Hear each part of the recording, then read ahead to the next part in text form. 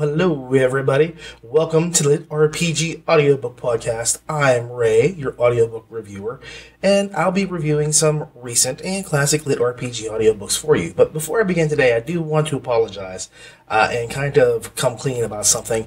Last episode, I had taped a segment for Life Reset EVP Book 2, and one of the things that kind of some people caught was that I'd actually already reviewed that book once before.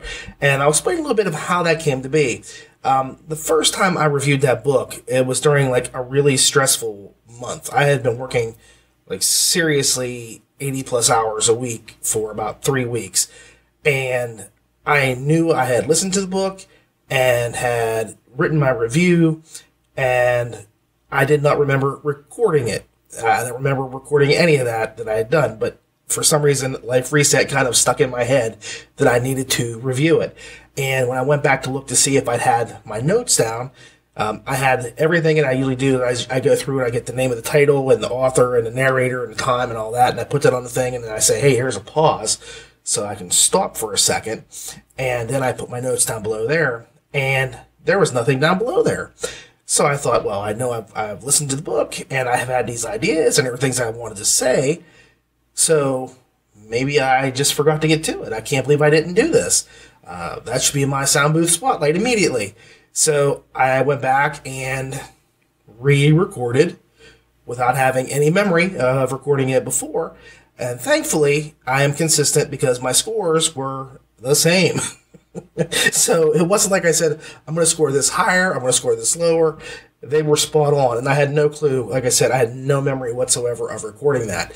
So it's kind of weird that I did it like that without having any kind of recollection at all of doing the video. So I apologize if you feel a little shorted from last week having to listen to that again. It's a very good book, and I'm very happy that I reviewed it the first time, and there was no problem for me to do it the second time. I enjoyed reviewing it again, and I think I gave it a bit of a different perspective the second time around, but I don't think I'll be re-recording anything else from this point forth. I think I'll be a little bit more diligent, and I'm not quite as busy. I'm actually recording this late on Monday night, and I apologize to Ramon for that fact. There are factors that kick in, and even though I had things prepared probably for Friday, I could not record until now, and I'm looking at my clock, and it's about 1:15 midnight on Monday, so it's early Tuesday morning technically.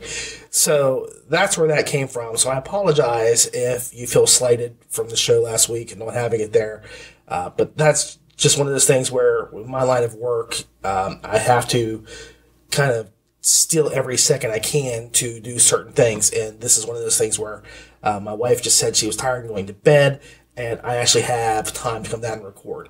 So this is literally the first moment I've had free all day for about 4 days now, and this is where I go. So I apologize. I'll be more diligent, but there was a reason, and it's because I was so bleary-eyed and burned out. I had no clue that I had done it. So there you go. Anyway, the first book that I'm going to be reviewing today that I haven't reviewed before, although I think technically, I think this was probably one of the earliest books, well, the series anyway, that I reviewed when I first started this show, because I'm reviewing Through the Belly of the Beast, Underworld Book 2 by Apollo's Thorn, narrated by Graham Halstead, with a book length of 10 hours and 6 minutes. I cast lesser blood drain on every Lobi zombie we came across as I walked with Eris. The dull gray stone of the headmistress's labyrinth under the dim glow of randomly placed light orbs didn't have the dreary effect you might think. This was one of the lightest areas in her entire dungeon, and with the addition of added light from our personal light orbs, it was rather relaxing. As relaxing as it could be surrounded by the ever-respawning undead. Lesser blood drain was powerful enough that I didn't have to bother killing these mobs with an attack spell. It dealt close to 200 damage itself. The stronger the enemy I cast it on, the less damage they would take. Outside of the newbie area, it would do little more than fizzle out until after I had killed stronger enemies. I sent out my skeleton warrior, who picked up all the loot and stored it in a large pack I had bought for him that was strapped to his bony back. It might seem like a waste of a level 170 skeleton's abilities, but the convenience was worth it. So far, I have literally read a total of 2 books by Apollos Thorne, and both have been utterly enjoyable. I have to just come clean with that. I've enjoyed them both. Thought they've been really good. Now, I do have a 3rd book to go on Audible, so I can't wait to get to it. I just haven't gotten to that book yet, but I will, and it will be on the show as soon as I can. Now, The Belly of the Beast is one of those books that I like because it sets you up to expect one type of story, and then it hands you another. C.M. Carney is really good for that with his Realm series, for example. In his book, Book 1 sets up this huge, sweeping storyline, and then it provides you with a really myopic dungeon crawl, which is not what you expected at all, not the way the thing was set up. Thorne does this too. Here, he gives you the dungeon crawl, and then, well, that's going to be telling, so I can't spoil it for everybody. But it's not exactly what you think. If you remember at the end of the first book, they were given a tower that they kind of had to clear out in order to advance and move on from there and get stronger. And this kind of plays into that aspect right at the beginning. So it was pretty neat. But I really don't want to tell you. But what the heck? He gives you this really fun book that generally flies in the face of what I like. For example, I prefer books where the players level up a little slower than normal. For example, I prefer books like Domino Finn's Afterlife series, where Talon and a team are just kind of now hitting level 10 by the time the 3rd book is ended.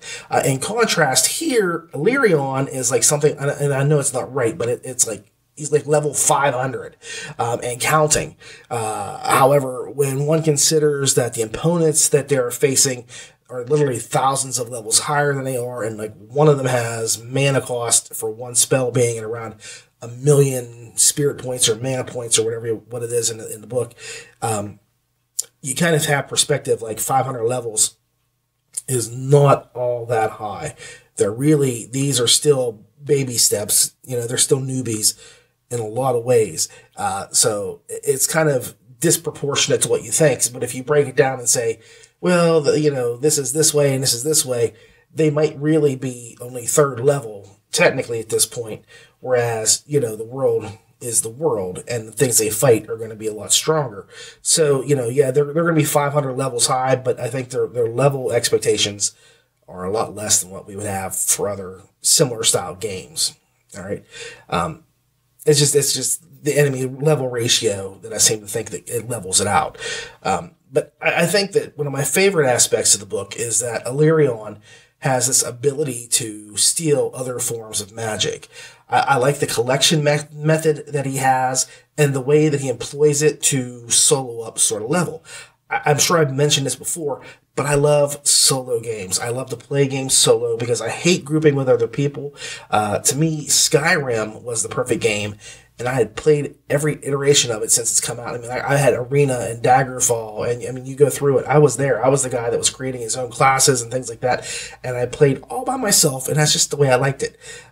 So, I mean, he does, Illyrion does much better. So I really kind of identify with him as a soloist. And I don't mean, he's a fan of Han Solo the movie in any way, because no one liked that movie and no one should like that movie. What I mean is he does much better on his own. I mean, just so much better.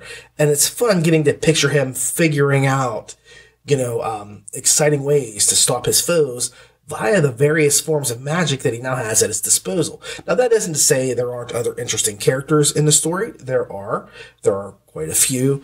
His girlfriend tends to be one of the ones that you say she's pretty cool, but there's other characters that I like even better than her.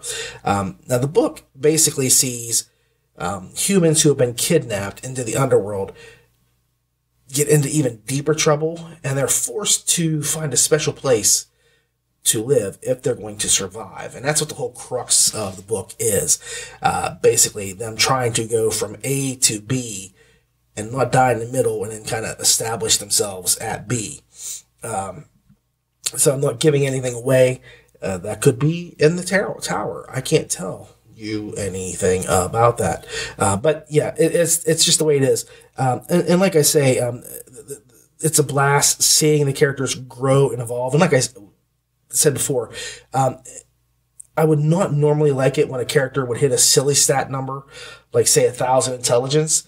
But in this case, I do. Thorn keeps me captivated. He has a way of flipping things around on me to where what I normally would hate in another book or with another character or another series, it works. He really makes it work. It's really fun, and I enjoy it a lot.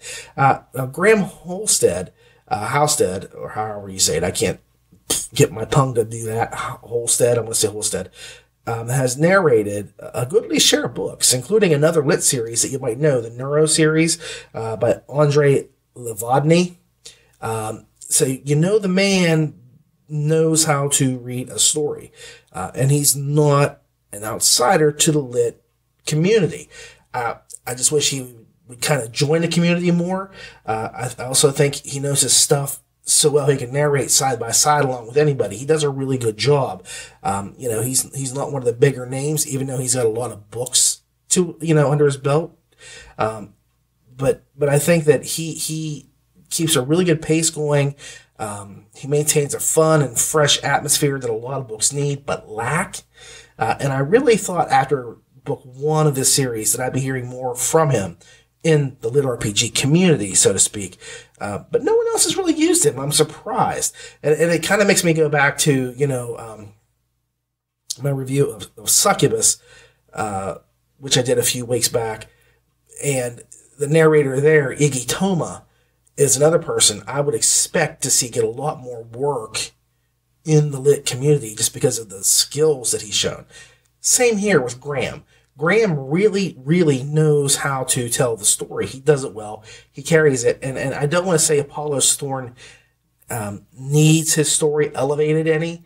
But, Graham does do a really good job in holding and maintaining that story and making it a little bit better probably, just from his intonations and emotions that he injects. So he makes it fun and it makes it interesting. And in the book, it's got a really good direction. I like where it's going, especially now that I think there's going to be some, I'm a big fan of, city building or castle building or dungeon building, those sorts of things. And I think we're going to be hitting that a little bit in the next book. So, Apollos, I can't wait. Keep it up. This is really good stuff. My final score is going to be, and I'm not pulling this out of a hat, I've had to think about this, 8.3 stars. The book rocks so hard, I literally had to call a geologist to help me move on to my next book.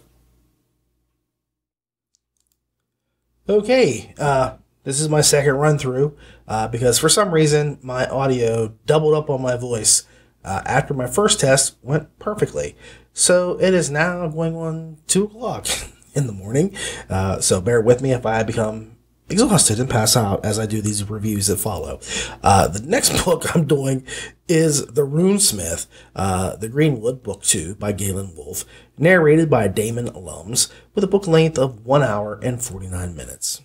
My name is Harold Runestorm. In real life, I help children with their homework and volunteer in a library project for homeless refugees due to a probation order. But in my spare time, I log into the world of the Greenwood and kill people for fun. Sometimes I torture them too, and generally I rob them. But other days, I stay in my tower and craft things. That's just my life choice. Who are you to judge? I'm going to tell you a story about how I learned a valuable life lesson. This is how it started. The Greenwood is a virtual reality, massively multiplayer role-playing game.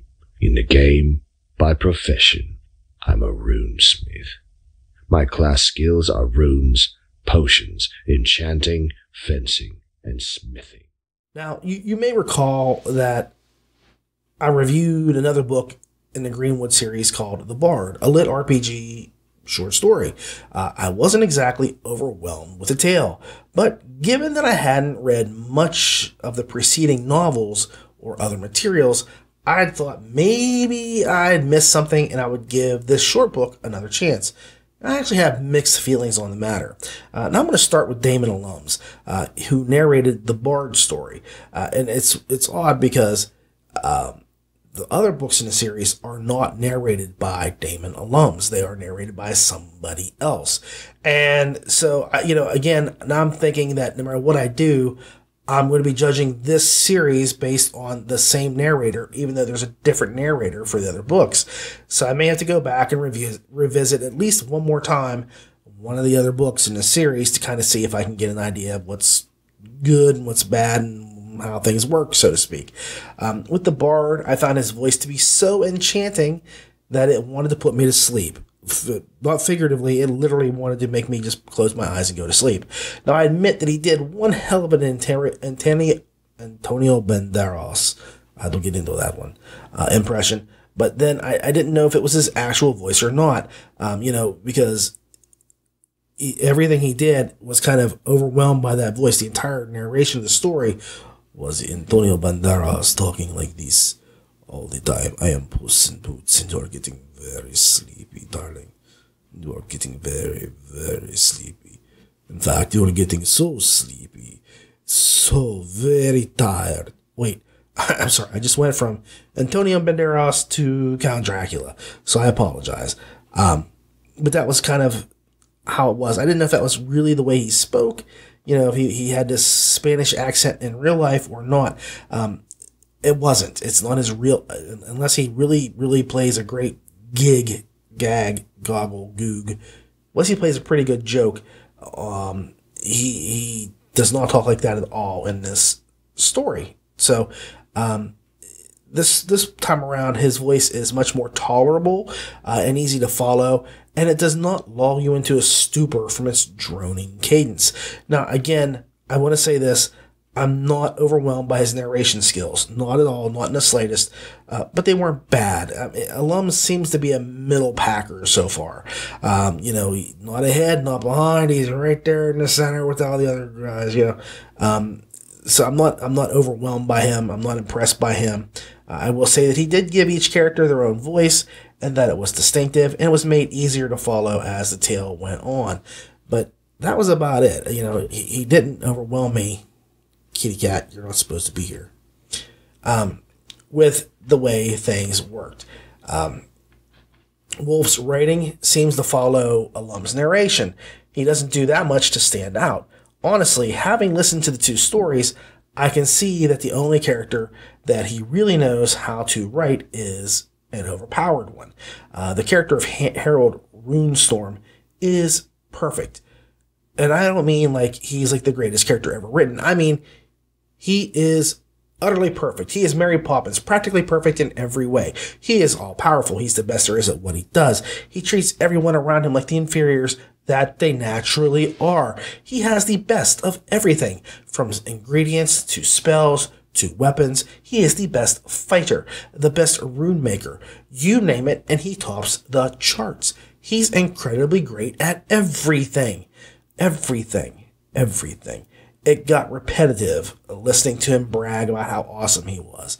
It got to be really old, okay? Now, one might argue, and I can see this, that Wolf was just character building so that he could show you what a jerk the guy was, but he just kept it going and going and going. And then you had to listen to him harangue NPCs and players alike.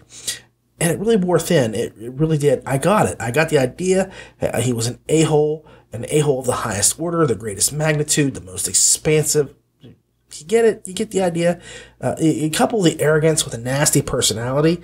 And like I say, there are characters that are not meant to be nice. And this is one of them. He's not meant to be nice. But, there has to be something just somewhere along the way that's just a touch redeeming. That makes you say, yes, I get this. He may be a jerk, but he has solid points somewhere out there for doing this or for doing that. And you don't get that here at all. Not at all. None of it. So, I just can't do it. But I will hand it to Wolf. Okay, Wolf does play like this long game. And there are reasons why he makes the character so annoying. And that's so he can hit you with not just one, but two plot twists. Now, the problem is neither of the twists are really all that original, but they do work in the context of the story. And I mean, a plot twist does not have to be at the level of M. Night Shyamalan during his initial Sixth Sense era. That was like a great plot twist. Not every twist has to be that brilliant. It can just be, hey, guess what? Boom, this is what really happened. But plot twists should be shocking. They should be a surprise. They should be fun.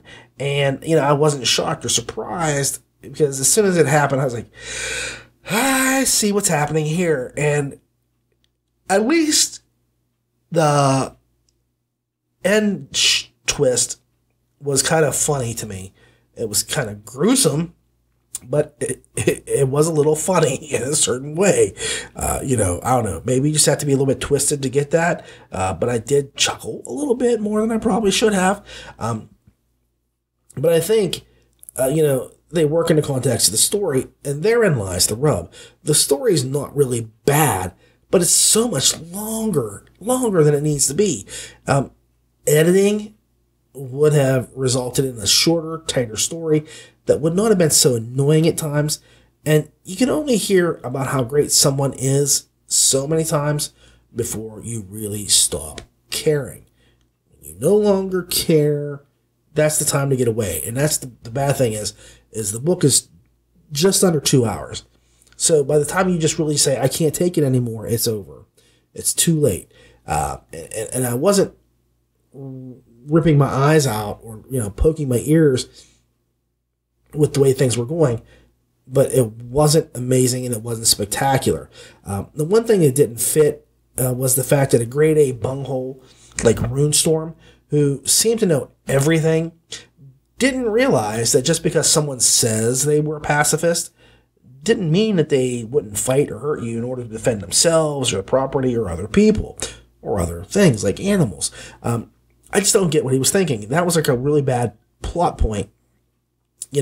Here's Harold. And the way I say this is, Harold has to be smart because he is at the top of his game. He's not just some blowhard. When he's saying he's the best, he really is the best. And I'm not a big fan of OP characters for the sake of being OP. But he's not blowing smoke. He's not, overbilling himself as being the greatest thing since sliced bread or the Second Coming. He is what he is. So he's not stupid.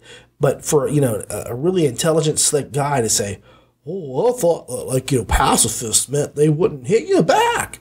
The Amish are pacifist, but, they still have problems in their community, just because they don't believe in violence doesn't mean it doesn't happen, okay? And that's the same thing here. I can say I'm a pacifist, but if you smack me in the face, I'm going to fight back. If you try to take my wife away from me, I'm going to fight back. If you try to steal from me, I'm going to fight back. So the whole pacifism equals non-compliance, or not non-compliance, but for utter compliance to your wishes is just stupidity. I just didn't think it fit at all with the character in the story. So I don't know. That just, it may have come across a bit differently if somebody else had read it. But to me, it was more the writing and not the reading in this case. So I don't know. There were certain things that really worked. Like you say, I did think that it was made to be the way it was for reasons. And I think, again, if somebody else had read the story may have come across a lot differently. It may have been something I would say, if Jeff Hayes had read this, I would be like, that was probably a lot better because Jeff Hayes read it. I think he could have worked with it and done things. And, like I say, with the way he does his readings, there you go. It works because it's natural, it's organic. And here it just kind of feels like, I am reading, as the story wasn't overly bad. However, I do think that some trimming could have really taken place and produced a decent story. Alums performed professionally. So I could read that like that and it wouldn't be great. But, Jeff would be like, as things go, the story wasn't overly bad. I think some trimming could have really produced a decent story. Alums performed professionally, and it could have been a lot better. Now, as it stands, I'm going to give this a 6.5, and I'll tell you why. Again, I think a lot of the issues lay in the narration. It was a mediocre, middle-of-the-pack kind of reading. I'm not enamored with his skills. He's not a horrible narrator, but he's not one I would say, Damon Alums did this book, I'll pick this up and listen to it because he did it. I would never do that. It wouldn't happen. But there was also some writing flaws with the main character being so OP and so annoying that there was no redeeming qualities at all. And there was no surprise. Like I say, the end surprises, the twist, they weren't surprises. They weren't real twists because you kind of saw it coming from a mile away.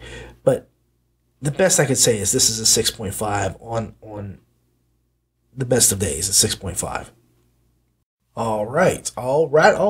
My next book that I'm reviewing is going to be Ascend Online by Litpg, narrated by Luke Daniels, with a book length of 17 hours and 56 minutes. Sunday, February 3rd, 2047, 6:43 a.m. 24-hour fitness, augmented reality exercise simulator, Ares. I let out a loud grunt as I swung my fist through the air, feeling the telltale buzz of my haptic glove shoot up my arm as my fist passed through the jaw of the shimmering opponent in front of me. A heartbeat later, the simulation reeled backwards as I quickly followed up with a combination of punches, breaking through my virtual opponent's defense. I ducked under a wild punch, feeling a slight buzz in my headgear, telling me the attack had barely grazed the side of my head. My leg shot forward, landing a vicious strike against the simulated boxer's side, sending him crashing into the ground. So this is a tale of two unbeatable Lukes, Luke Chemlenko and Luke Daniels.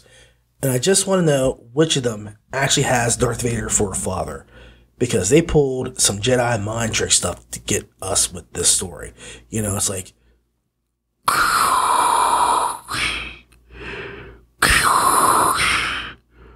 Luke, I am your writer. Luke, I am your narrator. So they really got this in. It's really good. In fact, I have to say, this is how good the book is. Somebody supposedly, I have to say that, right? Like allegedly, I have to say allegedly or supposedly, so I don't get sued or something. Supposedly, like this book so much that they sort of copied parts of it for their own story. Now, you know what they say, imitation is the most sincere form of flattery, but there is a lot of difference between imitating a man and counterfeiting him. So, the story's pretty good when somebody thinks it's good enough to swipe. I mean, the same thing happened to James Hunter. So, you're in good company with this when somebody does snag your stuff, the plagiarism stuff. Plagiarizing is not nice, it's not fun, but when they do it, you're doing something right because somebody else wanted to do what you did, and they think they can make money off it just pretending to be you. So it should be a little bit flattering, but it's also a testimony to how good the book is. So any hoo-hoo, as they say in France, the entire gaming system here is pretty well thought out. That's one of the best parts and best aspects of the book, is that it easily avoids tropes like stuck in the game or the real world has to intrude. They very smoothly, slickly, slyly take all that away. They make it where they go in for a chunk of months at a time to play. And then, they rotate out, and then they can come back in and play later after they've resumed their lives for a little bit. So there are considerations, that pop up just from that. But that was like one of the best things about it, because it just said, here's my story. You don't have to worry about me having to leave. You don't have to worry about what's happening in the real world. None of that jazz has any relevance or bearing on what is going on in this story. This is just a story about the gamers and how they play. And I like that. I like that a lot. It's smart. And one of the things it does play with, and it's what it is, I'm kind of burned out about it, but I will say this is an earlier book. So the trope wasn't quite as tropey when this was written as it is now. But it does do the NPCs are so real that it causes ethical considerations to arise as you play and you interact with the NPCs. Look, I get it. I get that, entering that virtual reality, there are points where things would seem so real, look so real, feel so real, and you would think that by talking and interacting to the people that are there, the NPCs, that they are real. But you can make something like, they have those bots that go ahead and they can write things now just by watching different shows or whatever. They can kind of imitate those things. They're just bots. And to me, the only world, and I mean the only world in which the NPCs should be comparable to the players is James Hunter's Viridian Gate Online. What's up, James? Hey, oh yeah, James. Viridian Gate, the players are just virtual copies. They're imitations of the real life counterparts because all the people that are players in the game are dead. So they are just digital imprints. And the only thing that separates them from the NPCs is the fact that these guys, the players, get to reboot when they get killed. NPCs can't do that. So that would be the only world where I could say, yeah, if James Hunter said, oh, these NPCs are so real, great. I understand it. I believe it. And that's fine. Other games, I kind of get burned out when they start saying, hey, the NPCs are so real. I think there's more to this than you would expect. Yeah, I've heard it. I've heard it 100 times.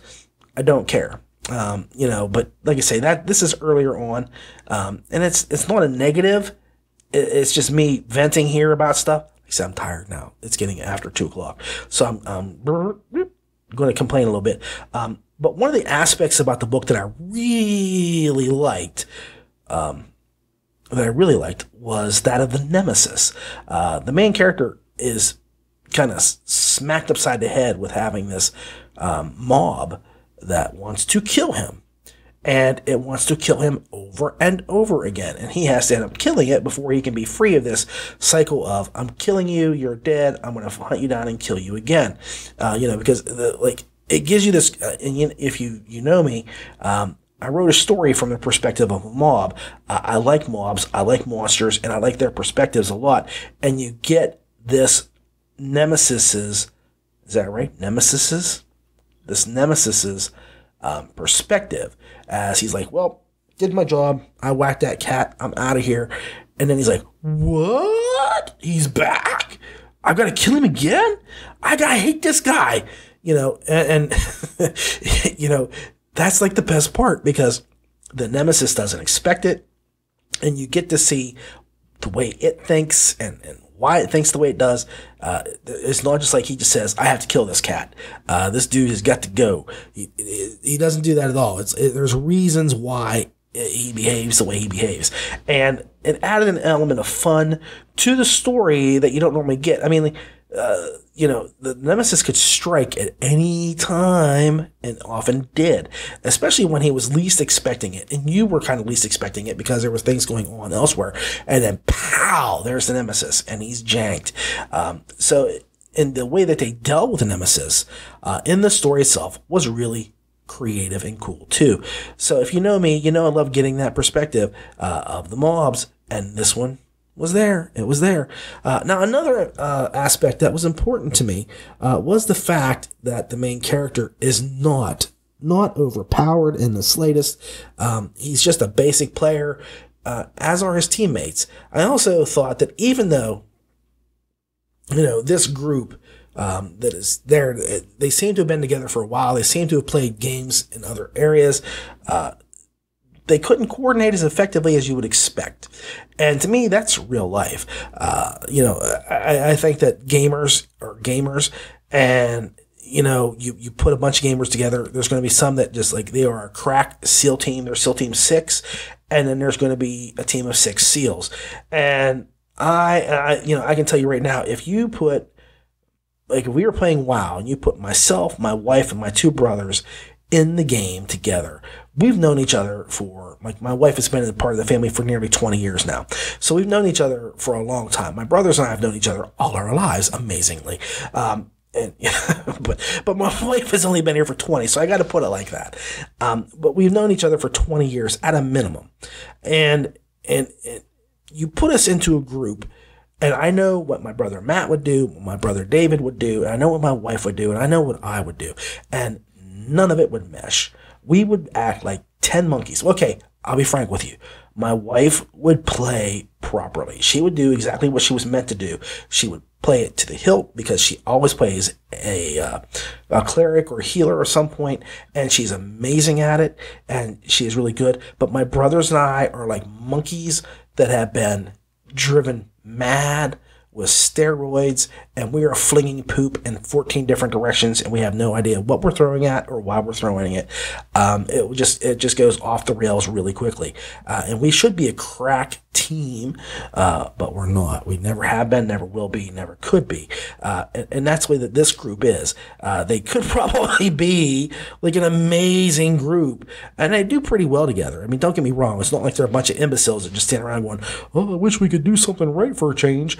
No, they do a lot right, but I think that they don't coordinate as well as they should. So there you go.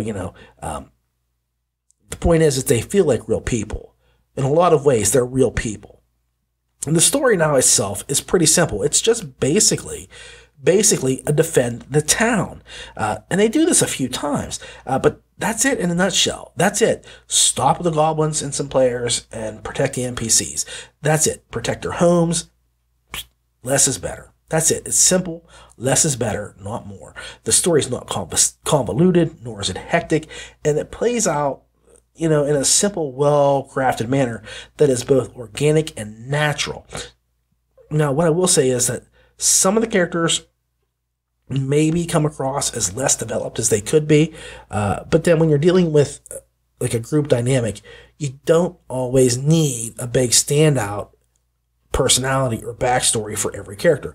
Sometimes the paladin can just be the paladin. Sometimes the thief can just be the thief. That's one of those things where if you look at a book, the main character is always going to be the star of the show. And then other characters are there for window dressing. They're not meant to do a lot. I think that, and I hate to say this. I don't want to do this. Like, for example, there are points where you say, okay, there's a main character and then there's another main character, and they kind of go side by side and do things. But the fact is the MC, there's one here who just kind of grows and develops as things go. There's no real right or wrong in it. But, oh man, just I'm going to just skip it. I'm not even going to talk about it. The fact is, like I say, they can just be background characters. They can be background noise and leave it at that. That's all I have to say about it. The fights, they are pretty exciting. Even if there are just some goblins, most of the time it isn't played out like it's just goblins. They present a serious, a real and present danger, a clear and present danger. And again, I will reiterate that I love listening to like town building take place or dungeon buildings. So some of my favorite parts of the book came when they were shoring up the defense. It's like, way to build that, rampart, or, way to dig that ditch, way to put those spikes up there.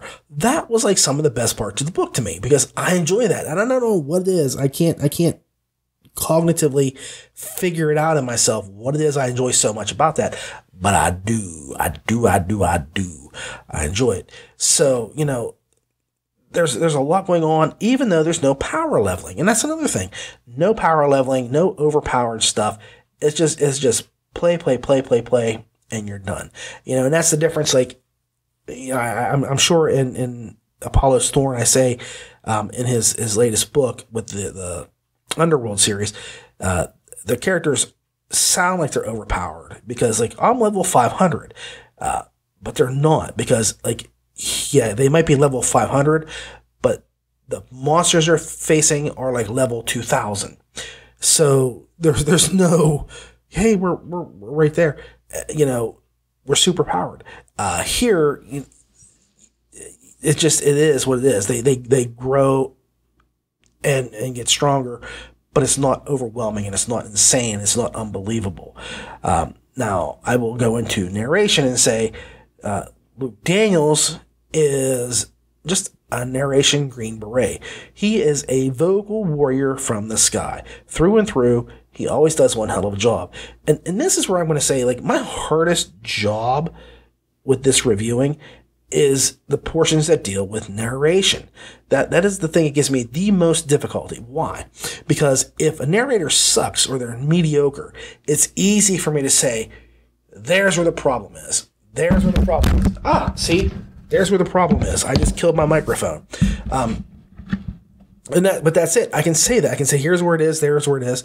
But when you've got somebody good, there's only so many ways I can say it. I can only say it so many times where it doesn't sound like hyperbole.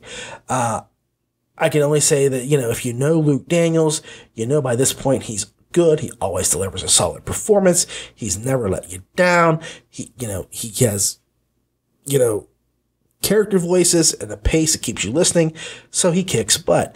That's the most I can do. That's the easiest thing I can do.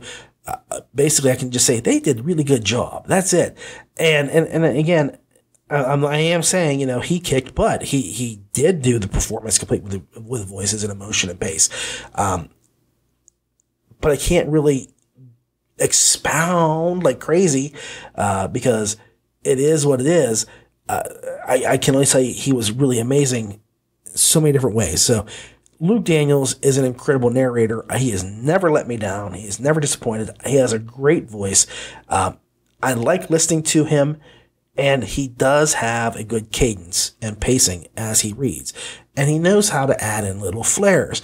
And I actually have thought about a series. And for some reason, like I said, I'm going to be doing What Else Have They Done with Domino Finn with his urban fantasy book. Sometime here in the future, I'll be doing that. And I think with Luke Daniels, I will spotlight him in the same way with another urban fantasy series that he just really hits it out of the park because he just does like some great voices in that series. And I think that I'm going to bring that up too because he deserves spotlighted in that aspect, and that series really lets him shine. And here he does just that. Now this is like earlier on. This is like way back when because this is not a new book. It's not a new release. But he's still rock solid, even from back then. I mean, he knew what he was doing when he started this. So there's no disappointment here. There's no letdown. It's only top tier stuff. My final score, before I break everything, and I need to go to bed, is 8.4 stars. I really like this book, and I don't know why it took me so long to do something by Luke Chemlenko. Just incredible. He's a good writer. He's rock solid. And it's fun. That's the most important thing. This was a fun book.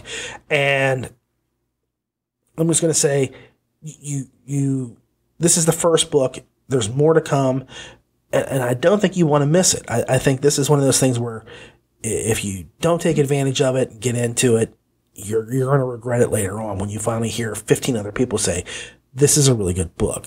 I mean, I think that he's probably got 500, and I can't remember because I don't look at reviews, but I looked for something. I was looking at, I was trying to get to the audio information so that I could pull it up, and I was on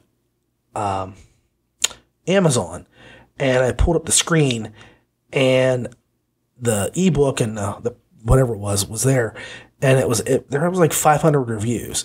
You don't get 500 reviews for a mediocre book. Seriously, there's a lot of reviews there, and 99% of them look to be like 5 stars. So that says a lot. The series is kick-ass. It really does an amazing job. The narration is spot on. It's about damn perfect as you can get. You can't miss out. 8.4, you will be so happy you started this series. So this is going to be my sound booth spotlight for the week, even though technically it's not a sound booth production. It's because it's one of the members of the sound booth team that I'm going to get away with this, because I'm doing Trojan Afterlife Online Book 3 by Domino Finn. Like, there's a shark in the water fin over that way coming for you with this book. There's a Domino Fin shark. There you go.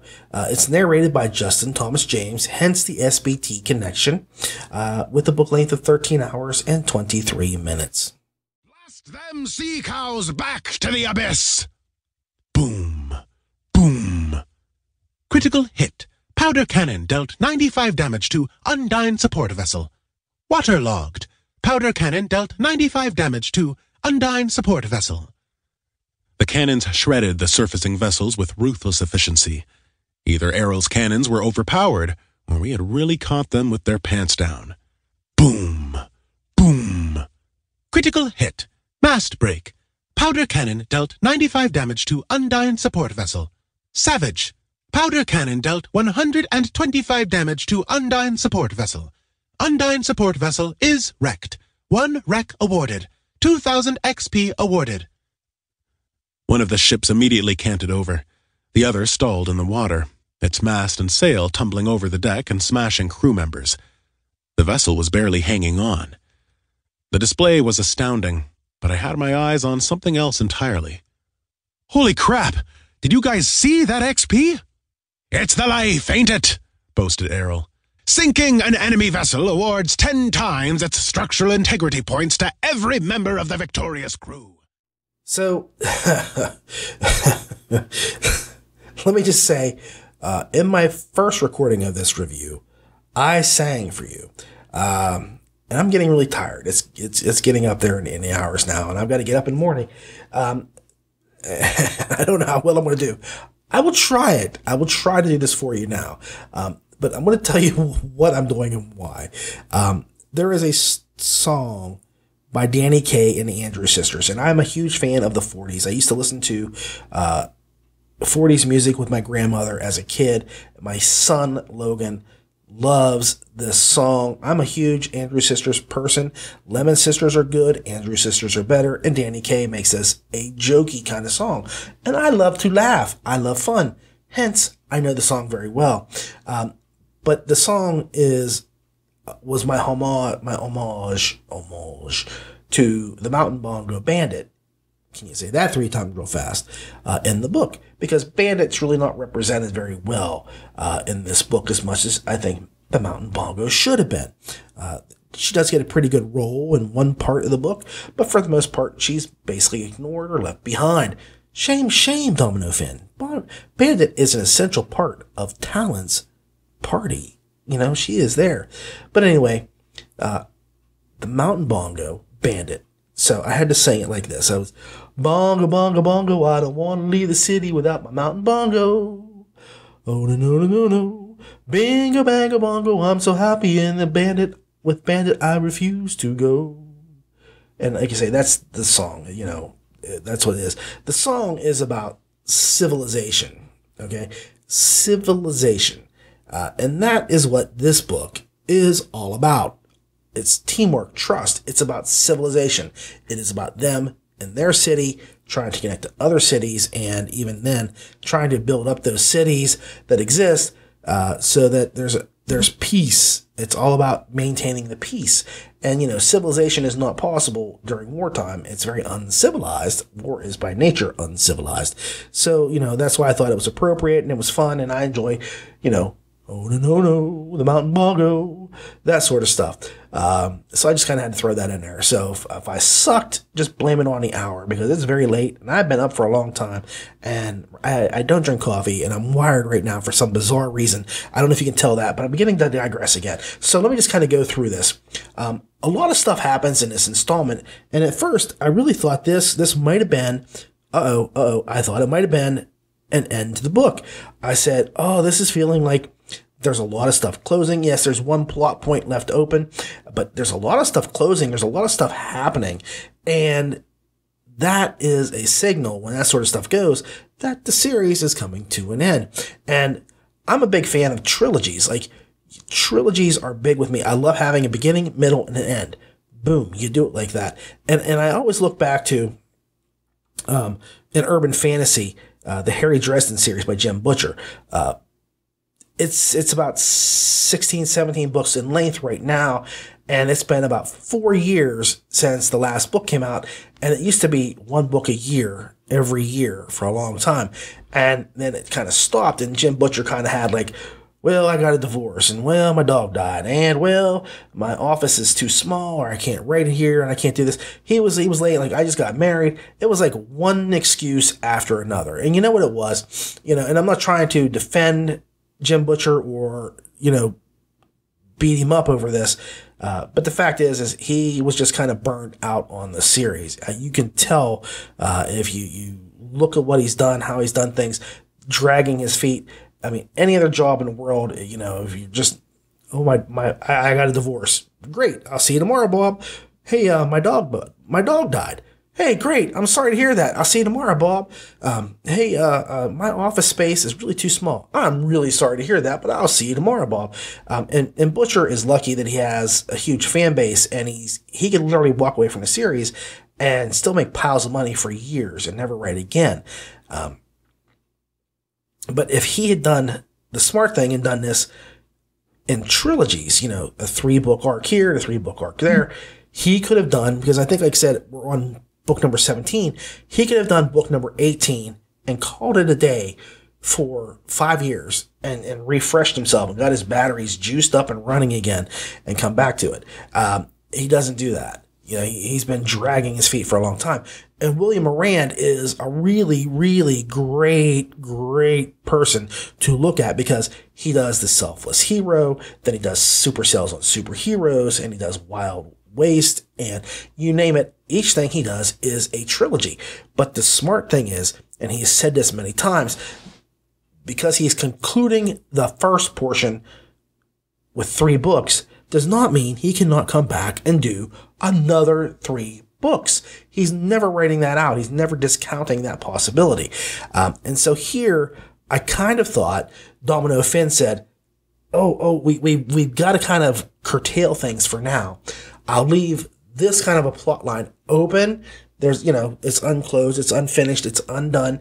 But I'll leave it here. I'm just going to hang it on this hook, and we're going to close up all this other stuff. And I'll come back to this afterwards. I'm going to go do something else for a little while and come back and do another 3 books. And I thought, oh man, this is really going that way. It's great. It's as amazing. But he didn't do that. So, all the signs were there. Damn it, Domino Finn. And I'm not complaining, because I really love this series.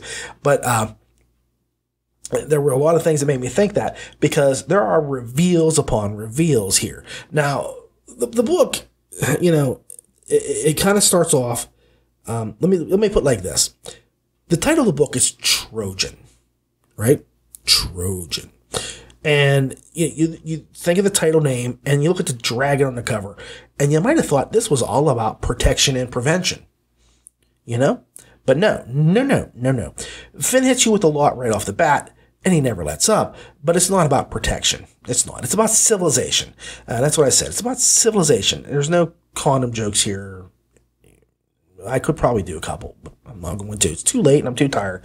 Yep. So anyway, the way the book starts is that Talon is the victim of an assassination attempt. Now, this is not a spoiler.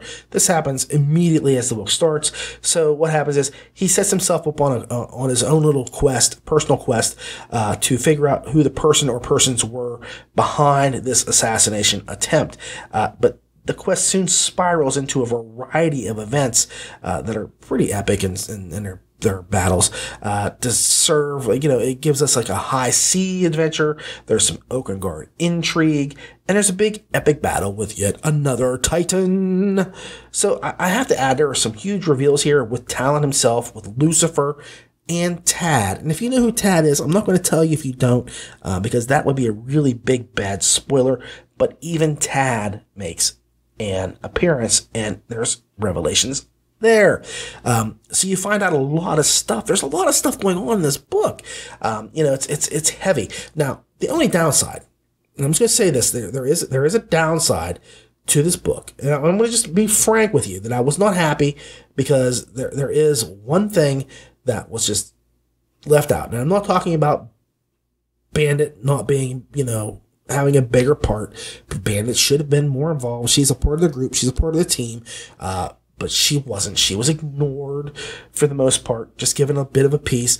But the person who was really short-shafted, however you want to put it, shorted the most, is Varnu Johnson. He is the greatest tech support guy that ever hit the pages of the book. And he has just one little teeny weeny brief cameo. And it just wasn't enough. I mean, Varnu needs it. And the only thing comparable is the tech support scenes from Everybody Loves Large Chest. Those are funny, and the Varnu Johnson's funny. And the difference is the Everybody Loves Large Chest tech support scenes, it's a situational humor. It's very situational.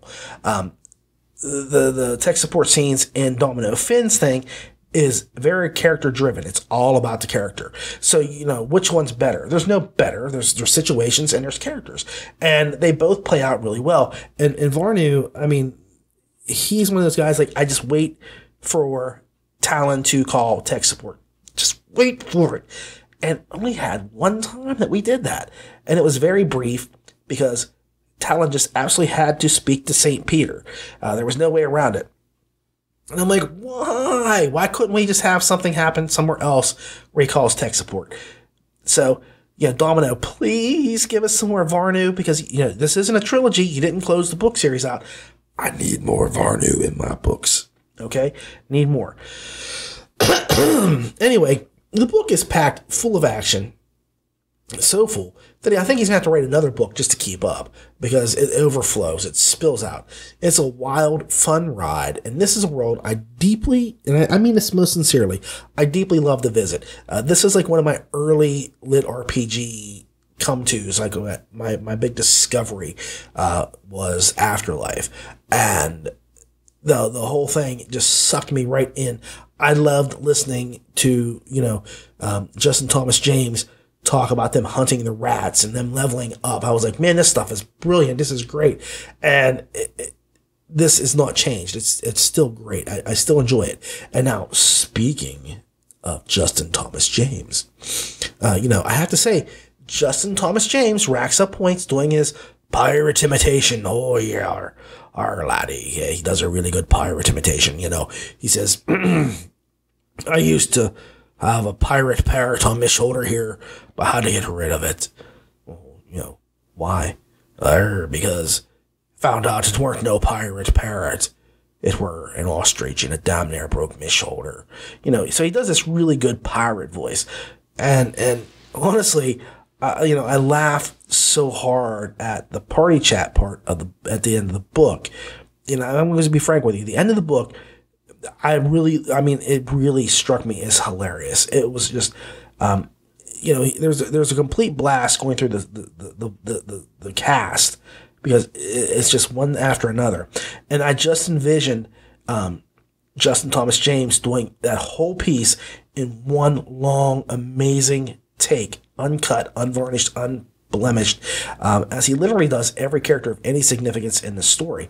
And it would just break my heart so much to think that he didn't do it all in one take, because it's just uncut and perfect for hilarity. And I can't see him going back and, editing that in because, you get like Talon, hey guys, Kyle, and each one of those characters are given things to do. Trafford, and it's just he yells out the name in that tone, and then he does that voice, and he does the next thing, and it's so rapid fire, ba ba ba ba ba ba ba, that it is hilarious. And the highlight of the party chat end scene was the voice of the Kraken. I was driving when he did that, and I laughed so hard I almost crashed. Now, I have to say, my speeding had literally nothing to do with the peril that I was placed in. And it was all because of Justin's comedic endeavors. Me speeding, no connection to the crash that nearly occurred, because I was laughing as I went around this big, huge bend. I was laughing so hard. I really almost biffed it. It wouldn't have been nice, and it wouldn't have been fun. And I don't think that I would have enjoyed that at all had things happen. But another thing is that Justin Thomas James sings a sea shanty in this book. He does it a cappella. Yeah, there you go. My voice sometimes, I don't know what it is, but you get to the late hours and you start getting around 2 or 3 o'clock in the morning, I just can't talk. But he does this a cappella, but he also does it in the vein of the character, in the voice of the character. So you can say, well, what you want. But he pulls it off. He does a really, really good job. It's fun listening to him sing the shanty, and I can't wait to hear the other book he does, in the One Dragon book, where he actually sings for real. So I can't wait to get to that. That's one of my I can't wait for books, and it'll be soon. I try to space out, not doing the same person week after week after week, and so here I'll get to it. But it was just really fun. But I have to say. The best voice that he does in Afterlife, and my favorite of all of them, is Kyle. His frat boy partier banter is amazing. He has it down cold. The voice fits the brewmaster to utter perfection. I really like the way the guy talks. It's so funny. I just enjoy listening to Justin Thomas James whenever he returns to this world. And since the first time I've heard him, on the first book of the series, I was just like, wow, this guy's great. I just had to say that he was amazing. So it takes me back to the first moments that I literally stepped into or fell into LitRPG. Plain and simple, he owns the series. No one else could ever do it because it would lose a special spark. It really would. James just does the job. He does it and nails it. Just takes it. He owns it. He stole the series. It's Domino Finn's as well as his. No one else could do this series. There's just no way. My final score is going to be 8.2 stars. Finn and James are just unbeatable. If you haven't started the series, go back and give it a listen. It's amazing. Well, gang, that's the show for the week. Before I ride off into the sunset with a hearty hi-yo silver, I'd like to thank you all for watching very much, everyone. I do appreciate you taking time to watch or listen to the show. If you want to support us, you can always like the LitRPG podcast page on Facebook or YouTube, or just share and like the videos. I sincerely hope you've enjoyed our show. Please leave comments or suggestions down below, and feel free to tell me whatever you like. I do listen and hear you all. I enjoy the feedback. Remember, you can follow us on Facebook and Twitter and YouTube and iTunes, Google Play and Stitcher. Now remember, I did ask last week if you could. I do have a couple of books on Royal Road. There are the Nightmare Game and Apocalypse on Endless Earth's Apocalypse How. The first is a straight up horror lit RPG. I'm really having fun with this book. I think it's probably the best stuff I've ever written. I've written for a long time, but I've never put anything out until recently. I think the MC is not a nice guy, but he's not meant to be, and he does things that you should do in order to survive a horror story. So you might like that. And the other one is a sci-fi humor lit RPG. It is, to me, it's got some really funny parts to it. I say that only because I've had other people tell me it's got a lot of humor in it. So, you may laugh. I hope so. But I ask you to please give them a look. Remember, as always, please leave a review for any book that you've listened to or read. Authors really depend on reviews. It helps them a lot. And if it's a book that you've enjoyed, by leaving a review, you're almost guaranteeing that the book will continue on later and become a bigger series, because your reviews help the book get noticed. Without a review, a book gets bypassed. Even a bad review helps sometimes. The more reviews you have, the more likely they're going to have Amazon spread the word. 100 reviews, whether they're all good or bad, they're going to say, hey, there's 100 reviews here, so boom, there you go. So just do that for everybody. For the LitRPG Audiobook Podcast, I'm Ray. Please keep listening.